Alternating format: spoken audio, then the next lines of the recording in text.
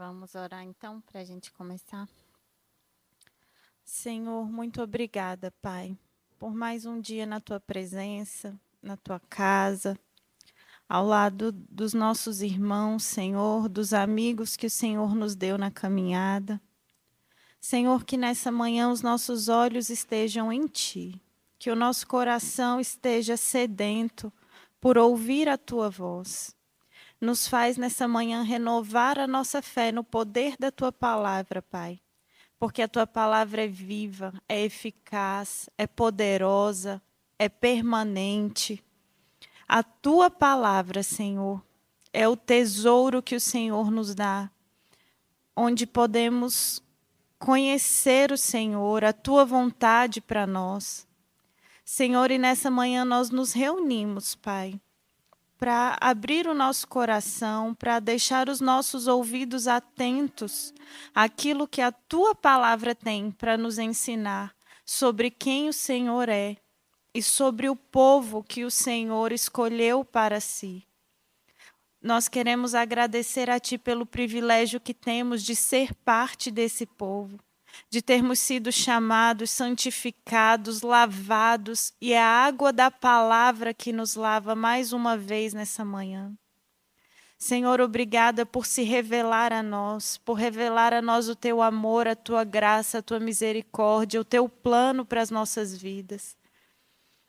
O Teu plano que não falha, o Teu plano que se cumprirá. E nessa manhã, Pai, nós queremos nos colocar nesse lugar, de forma humilde, de forma sedenta.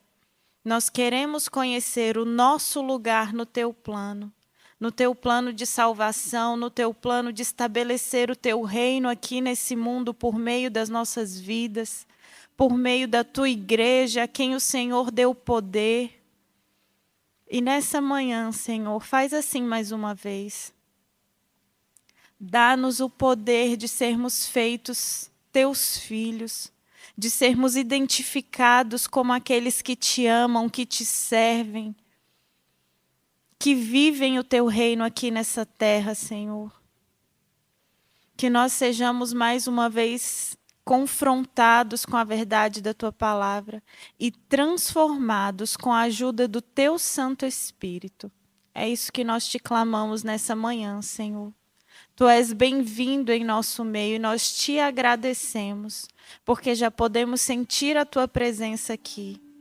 O Senhor é bom, o Senhor é maravilhoso e nós queremos mais do Senhor nessa manhã, Deus. Em nome de Jesus. Vamos continuar então em Êxodo, capítulo 20, versículo 13. Hoje nós chegamos ao 6º mandamento. E o 6º mandamento diz: não matarás.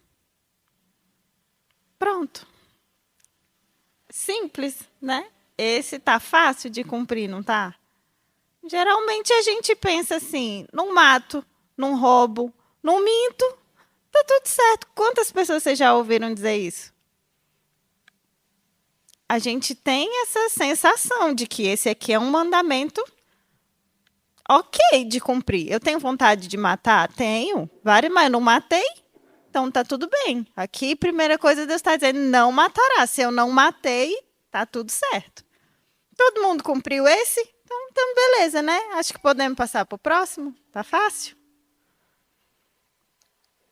Vamos aprofundar um pouquinho para ver se é isso mesmo. A primeira coisa que a gente precisa entender sobre não matarás é uma coisa que pode trazer até certa confusão. Vamos dar um pulinho para frente. Vamos ler aí em Êxodo 21, versículo 12. Então, a gente tem aqui o Senhor dizendo ao povo: não mate, não matarás, não pode matar. Para ser meu povo, para ser povo de Deus, não pode matar, beleza? Então, vamos ler Êxodo, capítulo 21, versículo 12. Aqui Deus está dando a continuidade às leis acerca da violência e dos acidentes. E ele vai dizer assim: Quem ferir um homem e o matar, terá de ser executado. E quem vai executar esse homem se não pode matar? Continuando. Todavia, se não o fez intencionalmente, mas Deus o permitiu, designei um lugar para onde ele poderá fugir. Mas se alguém tiver planejado matar outro, deliberadamente, tire-o até mesmo do meu altar e mate-o. Uai, mas o mandamento não disse que não pode matar? Quem é que vai matar esse aqui que Deus está mandando matar se Deus disse que não pode matar? Complicou, não complicou? Então, vamos lá. Vocês sabem a diferença entre matar e assassinar? Vocês acham que é a mesma coisa?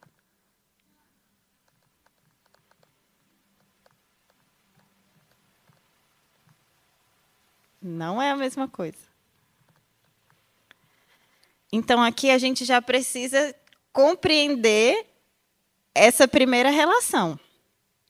Quando você fala que você não pode matar, aqui ele está dizendo que você não pode deliberadamente pensar de forma irada, de forma apaixonada, de forma indignada, furiosa, impulsiva, matar alguém.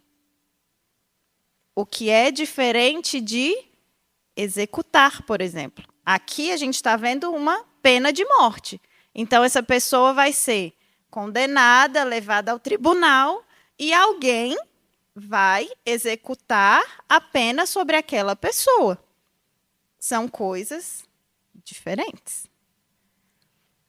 Então, a gente pode extrair aqui de um entendimento básico desse mandamento é que esse não matarás, ele se refere àquela produção de justiça com as próprias mãos. Vamos pensar aqui nos Estados Unidos, numa cidade que ainda tem a pena de morte. A cidade tem pena de morte, ok? Mas eu posso matar alguém porque essa pessoa me fez mal?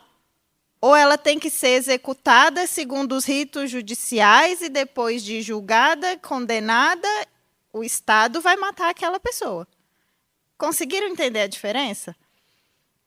Então, basicamente, esse não matarás é sobre você entender que pode, na sua ira, no seu furor, na sua indignação, produzir justiça com as suas próprias mãos, matando alguém que você considere que fez uma coisa muito grave. É esse matar que não pode. Então, a gente vai partir do princípio aqui, de que esse matar, ele envolve uma palavrinha que a gente vai usar ela hoje até o final. Ira.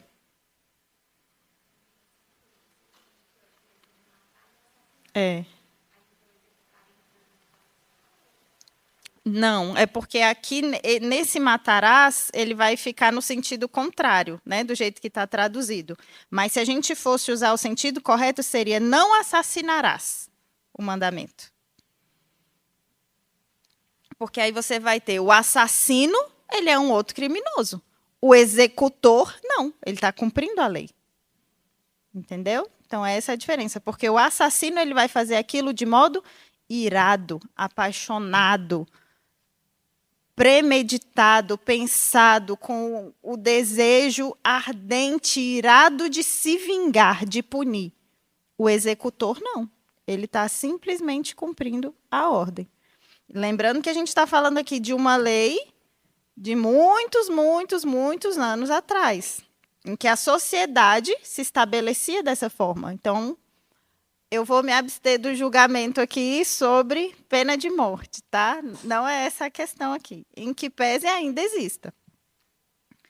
Então, não é sobre isso que esse texto está falando. Então, num contexto mais específico, a gente vai falar hoje tanto sobre morte quanto sobre ira. Então, tenham isso em mente. Porque a ira, nesse ponto aqui, ela é o propulsor, ela é o início, ela é a base do destruidor das relações humanas, até o ponto de levar à morte. Porque você se ira tanto contra uma pessoa que você tem vontade de matar. O que faz a gente ter vontade de matar alguém? Não é a ira? Qual seria o outro sentimento capaz de nos levar a ter vontade de matar alguém? É a ira que leva. Vamos levar esse contexto para o Novo Testamento? Vamos ler isso lá em Mateus? Vamos ver como foi que Jesus falou sobre esse mandamento? Mateus 5, 21.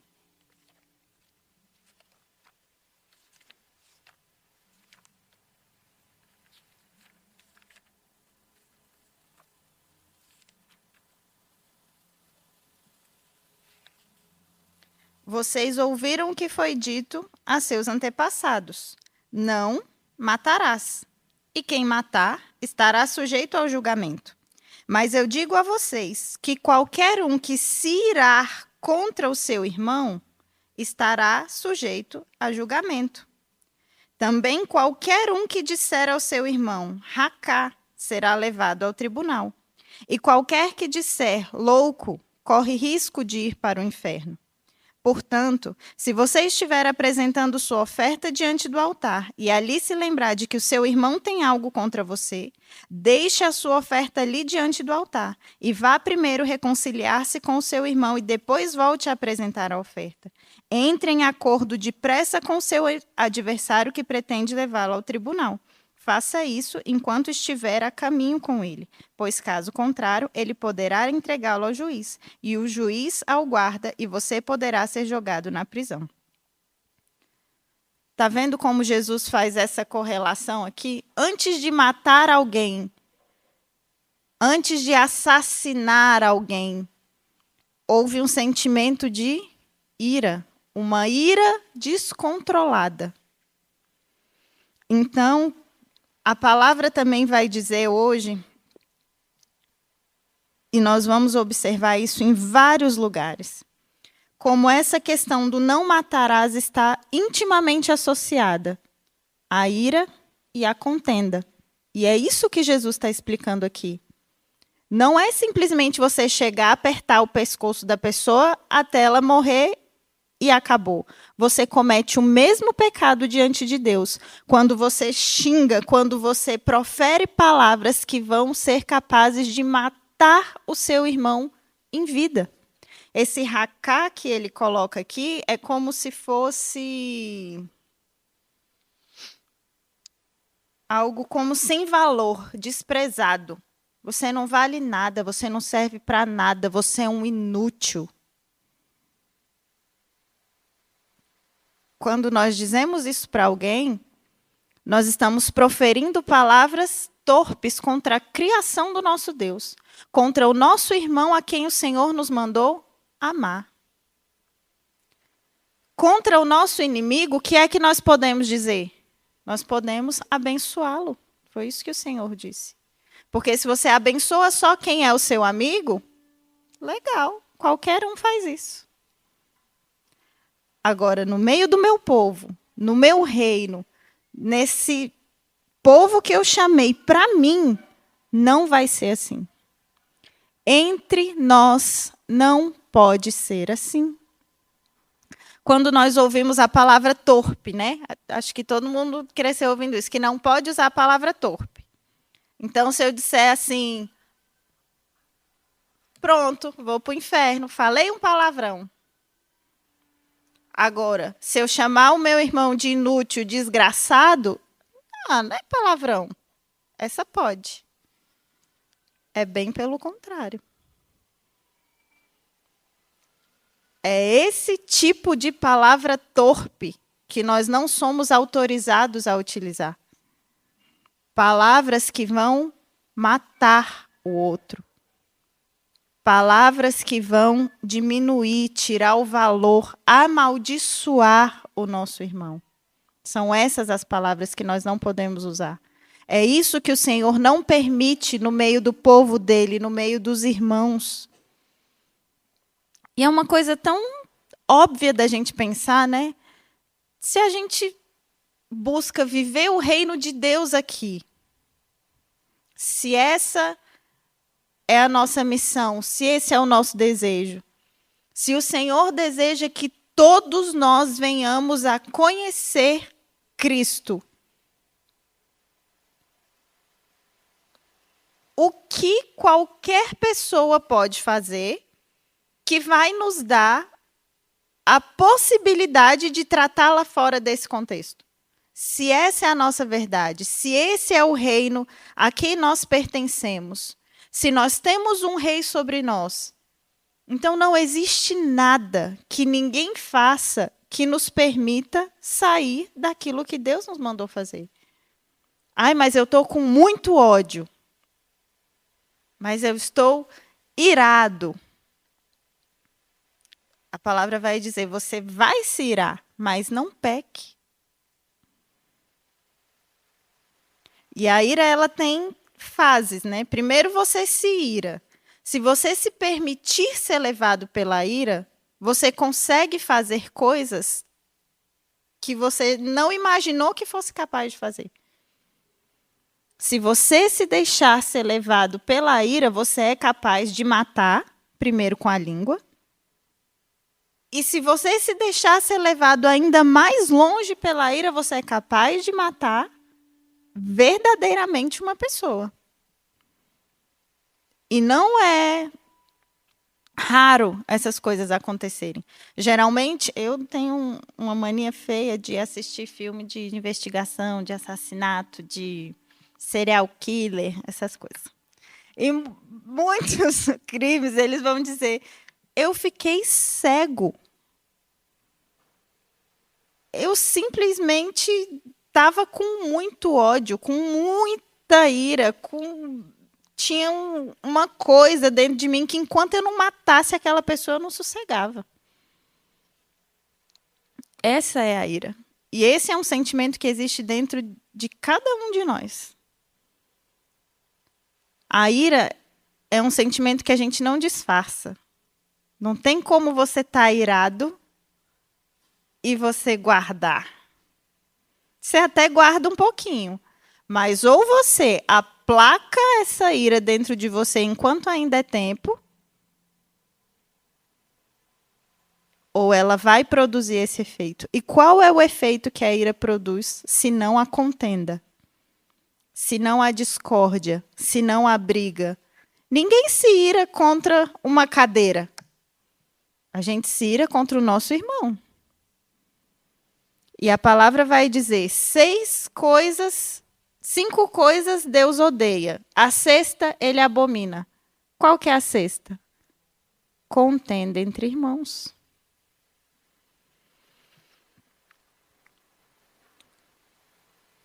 Nós não nos limitamos a nos indignar com o comportamento do outro, porque nós vamos ser feridos, nós vamos ser machucados.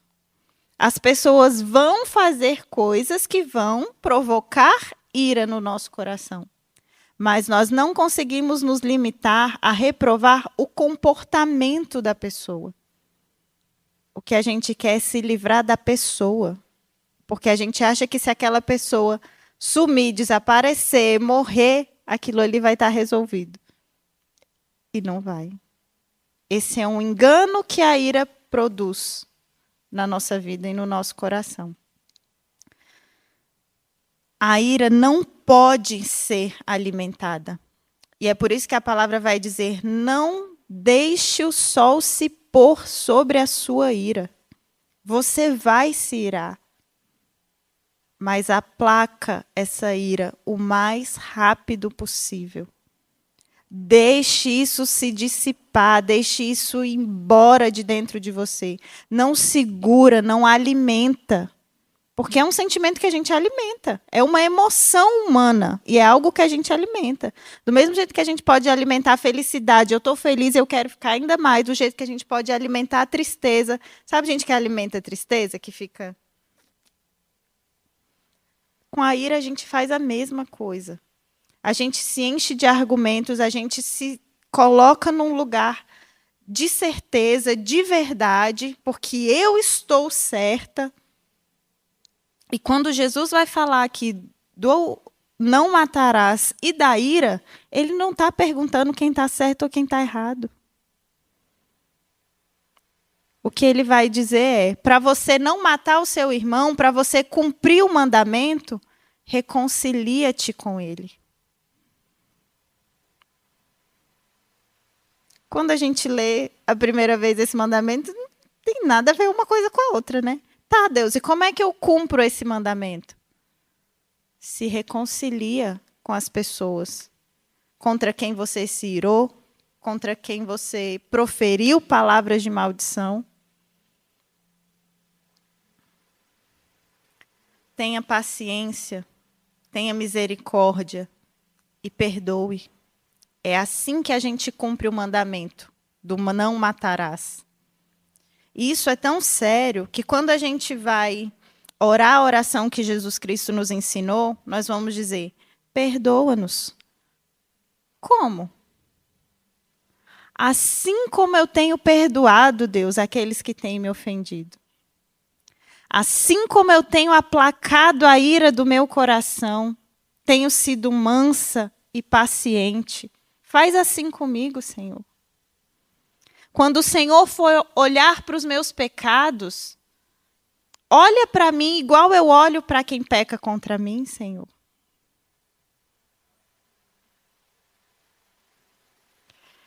Senhor, quando eu estiver diante da tua presença, clamando por misericórdia, graça, perdão, faz comigo do mesmo jeito que eu fiz com aquela pessoa que me irou, que me levou à loucura, que pisou na minha cabeça, que me humilhou.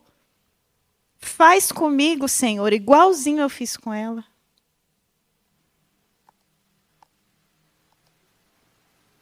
Não me mata, Senhor, do mesmo jeito que eu não matei aquela pessoa. Me perdoa do mesmo jeito que eu perdoei. Tenha paciência comigo do mesmo jeito que eu tive com ela. Tem misericórdia de mim do mesmo jeito que eu tive com ela. Porque eu aprendi com o Senhor a ser manso, misericordioso, paciente. Nesse reino é assim. E é fácil a gente pensar. Imagina, você tem 2 filhos. Imagina a tristeza do coração de um pai de ver 2 filhos se engalfinhando. Na minha casa é muito fácil. Minha mãe não pergunta quem está certo e quem está errado. Ela simplesmente não quer saber quem está certo e quem está errado. Ela quer que se resolva. Se eu chegar falando mal da minha irmã, ela vai defender. Ela vai falar, então, mas tadinha, né? Ela está tão cansada. Falei, legal. E o que eu tenho a ver com isso? Aí isso justifica ela fazer isso e aquilo comigo. Vocês já tiveram essa experiência com o Senhor? De falar mal de alguém para Deus? Eu já. Senhor, não dá. Eu não suporto. Fulano não pode fazer isso comigo. Ele está errado. Não dá, não pode ser assim, eu não aguento mais. Façam essa experiência, porque é isso que ele nos convida a fazer. Ao invés de você alimentar essa ira dentro de você, vai falar para o pai da pessoa o que ela está fazendo, igual quando a gente fala, Kiko, eu vou contar tudo para sua mãe. Faz isso, sabe por quê? Porque o seu pai também é pai dela. Não interessa o que ela fez. Vai contar para o pai dela o que ela fez. Às vezes, 2 crianças não podem se resolver, né? Se alguma criança faz alguma coisa errada, eu não posso ir lá e descer a mão, resolver. O que eu faço? Eu vou contar para o pai dela. Ei, ó, o que ele está fazendo comigo aqui? Para nós, o caminho é o mesmo. Porque se a gente se comporta igual criança. Vamos ler Tiago. Tiago vai falar bastante sobre isso.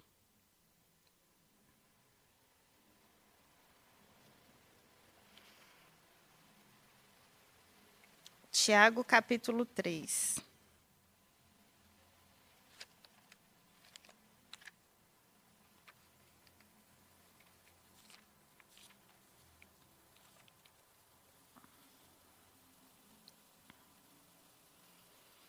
Tiago, capítulo 3, versículo 1. Meus irmãos, não sejam muitos de vocês mestres, pois vocês sabem que nós, os que ensinamos, seremos julgados com maior rigor. Todos tropeçamos de muitas maneiras. Se alguém tropeça no falar, se alguém não tropeça no falar, tal homem é perfeito, sendo capaz de dominar todo o seu corpo. Quando colocamos freios na boca dos cavalos para que eles nos obedeçam, podemos controlar o animal todo. Tomem também como exemplo os navios. Embora sejam tão grandes e impelidos por fortes ventos, são dirigidos por um leme pequeno, conforme a vontade do piloto. Semelhantemente, a língua é um pequeno órgão do corpo, mas se vangloria de grandes coisas. Vejam como um grande bosque é incendiado por uma simples fagulha. Assim também a língua é um fogo, é um mundo de iniquidade. Colocada entre os membros do nosso corpo, contamina a pessoa por inteiro, incendeia todo o curso de sua vida, sendo ela mesma incendiada pelo inferno. Toda espécie de animais, aves, répteis e criaturas do mar doma-se, e tem sido domada pela espécie humana. A língua, porém, ninguém consegue domar. É um mal incontrolável, cheio de veneno mortífero, capaz de matar. Com a língua, bendizemos ao Senhor e Pai. Com ela, amaldiçoamos os homens feitos à semelhança de Deus. Da mesma boca procedem bênção e maldição. Meus irmãos, não pode ser assim. Acaso podem sair água doce e amarga da mesma fonte? Meus irmãos, pode uma figueira produzir azeitonas ou uma videira figos? Da mesma forma, uma fonte de água salgada não pode produzir água doce. Quem é sábio e tem discernimento entre vocês, que o demonstre por seu bom procedimento, mediante obras praticadas com humildade, que provém da sabedoria. Contudo, se vocês abrigam no coração inveja, amargura e ambição egoísta, não se vangloriem disso e nem neguem a verdade. Esse tipo de sabedoria não vem dos céus, mas é terrena, não é espiritual, mas é demoníaca.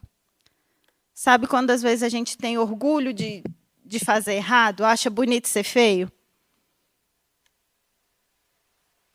Ah, mas se falar comigo eu vou responder. Entre nós, não pode ser assim.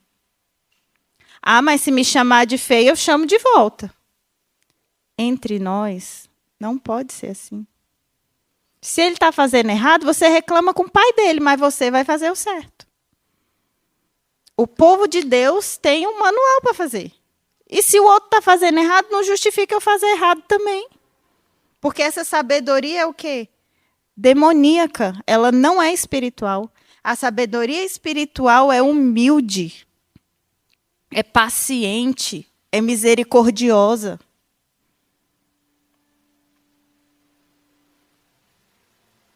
Não tem como a gente cumprir o mandamento se nós não perdoarmos. A forma de cumprir o sexto mandamento é o perdão e a reconciliação. Ponto. Como que cumpre o sexto mandamento? É isso. É assim. Vamos ver alguns textos em que a palavra vai falar isso várias vezes, sobre como a língua tem esse poder mortífero. É isso que a palavra vai dizer. A língua é capaz de matar. A língua é capaz de nos fazer cometer abominações diante do Senhor. Amaldiçoar a criação de Deus. Amaldiçoar o Filho de Deus. E aqui o texto não vai esconder, ele vai dizer, é difícil dominar a língua. Quem alcançou isso está alcançando a estatura de varão perfeito. Porque ele se domina, porque ele age com misericórdia, porque ele refreia a sua ira, porque ele é capaz de ouvir o conselho do Espírito antes de ouvir o conselho da ira dentro de si. Porque a nossa ira é que vai nos levar para essa sabedoria demoníaca.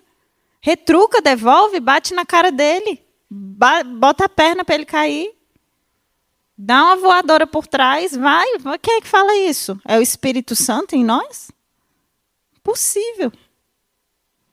Enquanto você estiver dando ouvidos ao que a sua ira está dizendo, ao que ela está impulsionando a sua língua a dizer, a matar o outro com o veneno que cada um de nós carrega dentro da língua, nós não estamos ouvindo o conselho do Espírito Santo. Nós não estamos sendo capazes de viver conforme as instruções do reino a qual nós pertencemos. O nosso Pai não age assim. Entre nós não pode ser assim. Tiago vai dizer aqui várias vezes. Com a gente, não. Se estão tratando os outros aí fora assim, se estão dizendo que é certo, reclama com o pai deles, mas entre nós, não. A palavra diz que nós temos que falar uns aos outros com salmos. Será que nós temos salmos no nosso coração, na nossa mente, na nossa boca para dizer uns aos outros? Quando alguém nos conta alguma coisa ruim, a gente tem poder de matar a fé e a esperança daquela pessoa. Falar, Deus não tem nada a ver com isso, não. Ixi, é difícil. Realmente, esse tipo aí de coisa, Deus não se mete nisso, não. Nossa, realmente, fulano não tem jeito. Você está matando dois. O que você está declarando que ele não tem jeito e o outro que tinha ainda uma gotinha de fé e você acabou com ela. Se nós acreditamos, se nós vivemos nesse reino, se nós temos essa palavra na nossa boca e no nosso coração, entre nós não pode ser assim. E ainda que nenhum de nós tenha apertado o pescoço de alguém até ela parar de respirar, ou dado um tiro na cara de alguém, uma facada nas costas, quantas vezes nós matamos outras pessoas com o veneno mortífero da nossa língua? Nós precisamos da palavra porque nós precisamos ser cheios dessa verdade. Queira Deus que chegue um dia que nós falemos uns aos outros entre nós com salmos. Tudo que a gente falar vai ser porque a gente leu na palavra, porque a gente ouviu, porque a gente canta num louvor, porque a gente acredita nisso de toda a nossa alma, de todo o nosso coração. E vai ser isso que a gente vai falar. Sabe uma pessoa apaixonada por política que fala assim, nossa, mas estava calor e agora está um vento frio, né? Aí, claro, o mundo está acabando, porque o presidente fez isso, fez aquilo outro, o deputado... Por quê? Porque a pessoa está cheia disso, porque ela acredita nisso com todo o coração dela. Nós temos um reino espiritual e eterno para viver, acreditar e falar o tempo todo, e nós não falamos com essa paixão. Nós não temos essa convicção no nosso coração. Nós não temos o desejo de viver de forma tão apaixonada, intensa e profunda como essas pessoas vivem. E olha que a gente está falando de uma gotinha e de um oceano. A gente tem um reino de um oceano para mergulhar, para aprofundar, para conhecer, para viver, para encantar os nossos olhos, para nos fazer olhar para as coisas desse mundo numa perspectiva diferente. A gente vai colocar essas pequenas coisas como pequenas coisas, porque a gente pega as pequenas coisas e transforma num monstro e deixa isso consumir a nossa mente, o nosso coração, ocupar os nossos pensamentos, tirar a nossa paciência, a nossa graça, a nossa alegria, sendo que nós temos todo um reino maravilhoso para nos encher, nos viver, nos alegrar. As nossas coisas estão completamente fora de perspectiva. Nós vivemos uma sociedade hoje que, se a gente falar, mas o que justificaria matar alguém? Até socialmente são poucas as coisas que a gente diria que justifica matar alguém. Ninguém acha certo estar matando ninguém. Muito mais entre nós. que somos proibidos de matar uns aos outros. Seja de fato, seja com a língua, seja matar a fé, seja matar a esperança, seja matar a alegria do outro. A nossa língua tem esse poder. Se você não sabia, fique sabendo agora. Porque é isso que a palavra vai nos dizer. Vamos ler Provérbios 18, 21.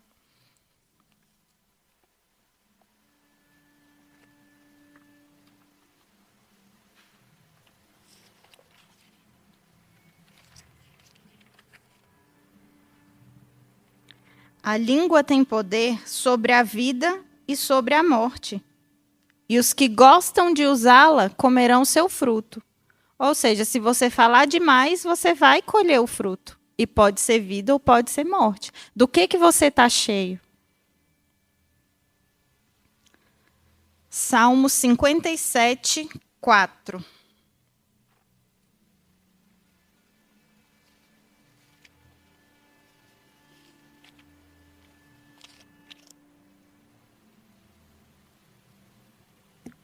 Aqui Davi está pedindo socorro ao Senhor. E ele vai dizer: estou em meio a leões, ávidos para devorar. Seus dentes são lanças e flechas, e sua língua é uma espada afiada. Seja exaltado, ó Deus, acima do céu, sobre toda a terra seja a sua glória. Eles preparam armadilhas para os meus pés, eu fiquei muito abatido. Abriram uma cova no meu caminho, mas foram eles que caíram nela. Meu coração está firme, ó Deus. Então, aqui, Davi, quando ele está pedindo socorro ao Senhor dos inimigos dele, ele vai dizer: Senhor, o que eles falam contra mim está me ferindo, está me machucando, é como uma flecha, porque isso acontece. A língua do outro também tem esse poder sobre nós. E é por isso que nós ficamos irados, e é por isso que nós ficamos adoecidos. Mas assim como Davi, nós podemos ir ao Senhor. Senhor, a língua dele está como flecha em cima de mim. Senhor, o que estão falando de mim está doendo. O que essa pessoa está falando comigo, eu não estou suportando. E assim como Davi, nós vamos dizer: o meu coração está firme, ó Deus. A ti eu cantarei. Acorde minha alma, acorda em harpa, lira, o despertar da alvorada. Eu te louvarei, o teu amor é grande.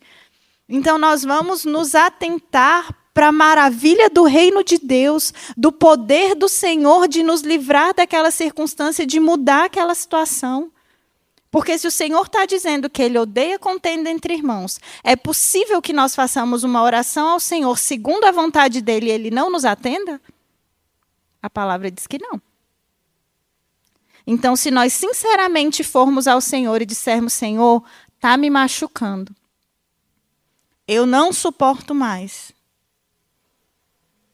Adore ao Senhor. Coloque Ele no trono da sua vida. Tire essa ira do trono do seu coração. Tire essa ira do primeiro lugar nos seus pensamentos. Tire essa ira do centro da sua vida e coloque o Senhor, entronize o Senhor, traga o reino dEle para a sua vida. E peça ao Senhor para colocar fim a essa situação, assim como Davi fazia. O modo como Davi agia diante dos inimigos dele nos diz muito sobre o que é ser um filho de Deus. Senhor, está doendo. Senhor, o que eles estão falando sobre mim tem poder de me matar. Se o Senhor não me ajudar, eu vou morrer. Ou eu vou matar, eu vou morrer. Um dos dois. E a solução que nós temos é trazer isso tudo para a presença do Senhor e dizer: Senhor, faz alguma coisa. Já que o Senhor disse que eu não posso matar, que eu não posso fazer, então faz o Senhor alguma coisa. Muda essa pessoa abençoada, traz paz ao coração dela, a cabeça dela que está cheia de tormento, tira, Senhor. Para essa pessoa parar de perturbar a minha vida, porque eu não aguento mais. É diante do Senhor que nós vamos levar isso. O Senhor sabe tudo que a gente pensa antes da gente falar. Então não precisa a gente estar dando uma de limpinho, bonitinho, cheirosinho diante de Deus e diante do outro estar matando com a língua. Fala para o Senhor o que você está sentindo. Diz para Ele o que está acontecendo. Coloca Ele no trono da sua vida. Reconhece que Ele é o seu Senhor. Reconhece que você vive num reino em que as coisas funcionam diferente. Busca a vontade dEle para a sua vida. Fala: Senhor, se o Senhor não fizer, eu não tenho o que fazer, eu não consigo, eu não posso. E segundo a palavra de Deus, não é possível que o Senhor não responda a sua oração. Eu não estou dizendo que vai ser do jeito que você quer, nem na hora que você quer. Isso eu não disse, que fique registrado.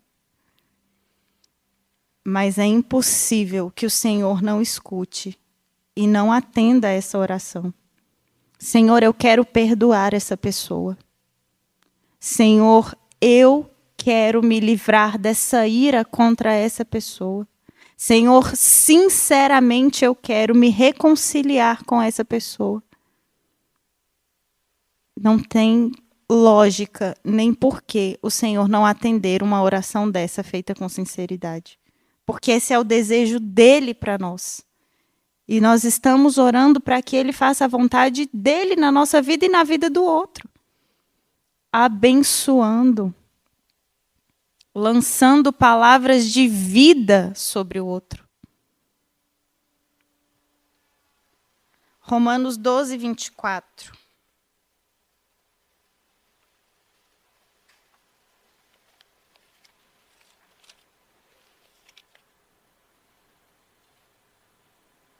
Doze, 24 nem tem, né?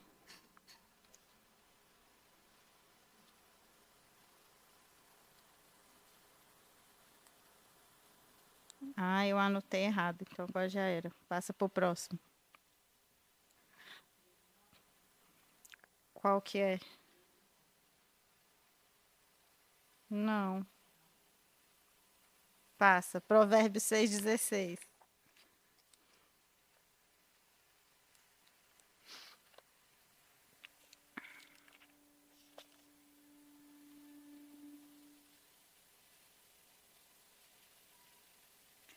Há 6 coisas que o Senhor odeia, 7 coisas que ele detesta: olhos altivos, língua mentirosa, mãos que derramam sangue inocente, coração que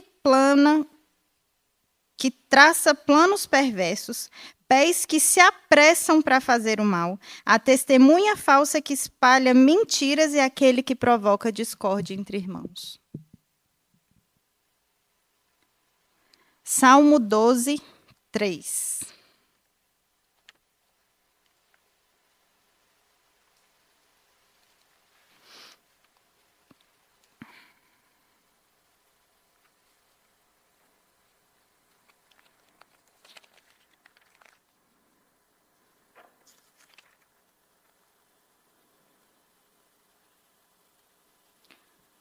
Que o Senhor corte todos os lábios bajulantes e a língua arrogante dos que dizem: vencemos graças à nossa língua, somos donos do nosso lábio. Quem é o Senhor sobre nós?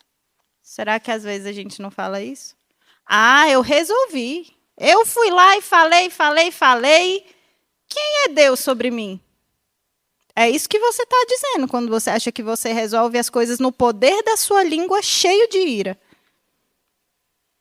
Que Deus vai resolver nada? Deixa que eu resolvo. Deixa que eu falo. Deixa que eu me acerto. Eu dou conta. Eu sei o que eu estou fazendo. Deus não se mete nisso, não. Deus tem coisa mais importante para resolver. Quem é Deus sobre mim? Quem é Deus sobre ele? Deus vai fazer alguma coisa? Vai nada. Deixa que eu resolvo. É assim que a gente se comporta. Jeremias 9, 8.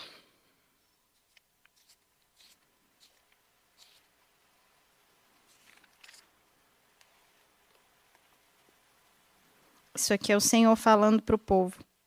A língua deles é uma flecha mortal.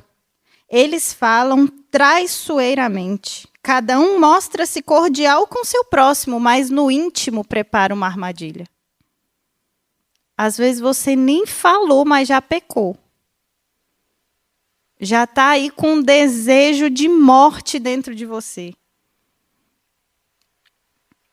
No íntimo, você já deseja que aquela pessoa morra, que aquela pessoa se ferre, que aquela pessoa desapareça.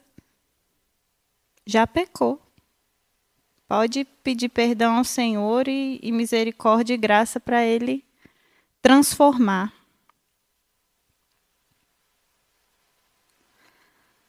Mateus 12, 36.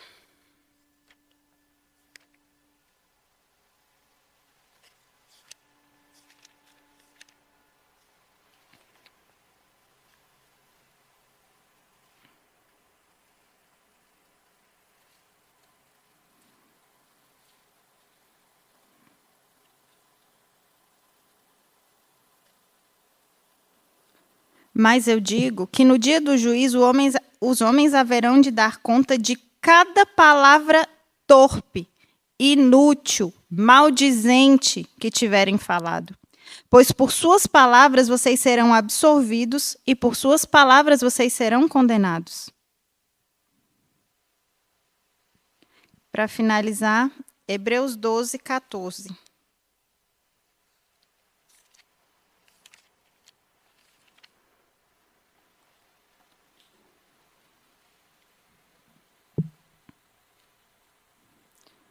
Esforcem-se para viver em paz com todos e para serem santos. Sem santidade ninguém verá o Senhor. Cuide que ninguém se exclua da graça de Deus, que nenhuma raiz de amargura brote e cause perturbação, contaminando muitos. Então, que nessa manhã nós tenhamos essa palavra no nosso coração. Não vamos permitir que a raiz de amargura brote. Não vamos permitir que o dia se ponha sobre a nossa ira. Não vamos permitir que a ira seja o nosso conselheiro. Não vamos ouvir o que ela nos diz. Que nós busquemos no Senhor a capacidade de aplacar a nossa ira, de controlar a nossa língua, de sermos perdoadores, misericordiosos, compassivos, pacientes. A palavra vai dizer, seja tardio em falar, tardio para se irar. Não fica com raiva com tudo por causa de tudo. Espera. Seja longânimo, seja paciente. Aplaca esse sentimento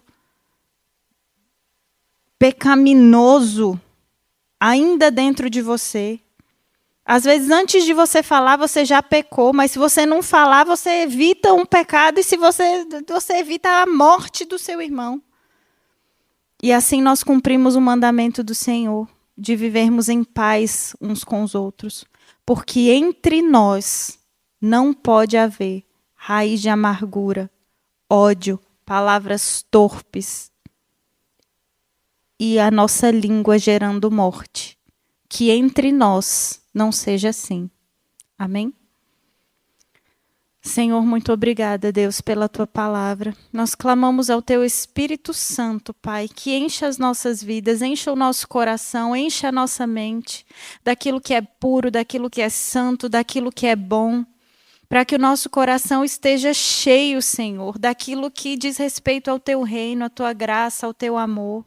Para que nós possamos olhar para o outro segundo a Tua misericórdia, para que nós possamos perdoar como temos sido perdoados, para que nós possamos amar como temos sido amados, Senhor, e que a ninguém, Pai, a ninguém possamos matar com as nossas mãos, com a nossa língua, com os nossos maus pensamentos. Livra o nosso coração da raiz de amargura, Senhor. Que nada de ruim venha produzir raiz no nosso coração, nem a ira, nem a amargura, nem a falta de perdão. Senhor, tira essas raízes do nosso coração. Não deixa isso se aprofundar, tomar conta da nossa mente, tomar conta dos nossos pensamentos. Não deixa isso tomar o Teu lugar na nossa vida, Senhor. Que Tu sejas o nosso Rei, que possamos viver, Pai, na alegria que temos no Teu reino, na Tua presença e na esperança de que o Senhor nos ouve e se agrada das nossas orações, porque nós desejamos Te obedecer e sermos feitos à imagem do Teu Filho Jesus, Senhor. Amém.